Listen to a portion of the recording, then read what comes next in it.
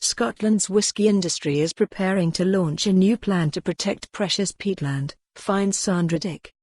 The pristine white walls of Lagavulin Distillery cling to the rocky edge of one of southern Islays bays, while its brick smokestack and the bright red life buoys roped to its wooden pier bring a pop of colour to muted island shades. Its characteristic malt whisky has been produced there for 200 years.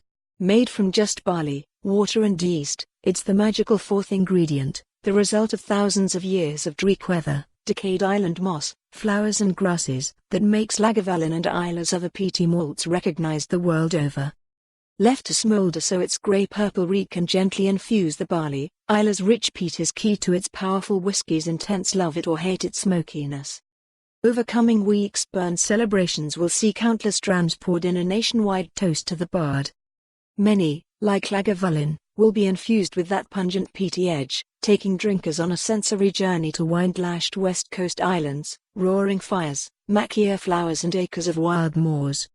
Peat's distinct contribution has helped Scots raise a glass to a multi-billion-pound global whisky business. Now, as awareness grows over the vital carbon capture role Scotland's precious peatlands can play in the fight against the climate crisis, the whisky industry is preparing to return nature's very generous favour.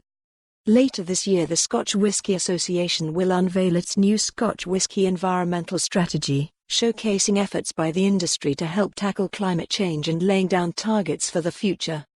At its heart will be an innovative peat action plan focused on how the industry can become more efficient in its use of peat and outlining support for the restoration of Scotland's precious peatland. Over the last decade the industry has made good progress towards sustainability targets, but Scotch whisky producers are keen to do more to help tackle climate change, says SWA Director of Industry Dagmar Droogsma. The industry uses a very small amount of peat from a handful of sites in Scotland, solely for giving the barley a distinctive smoky flavour profile during the malting process. Due to peat's important role in natural carbon storage, future use is part of the review. Scotland's peatland stores more than 1,500 million tonnes of carbon, equivalent to 140 years' worth of Scotland's total annual greenhouse gas emissions. Peatland also enhances biodiversity and improves water quality.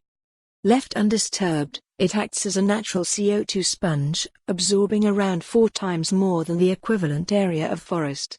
Once drained, however, the dry, exposed peat will release carbon back into the atmosphere.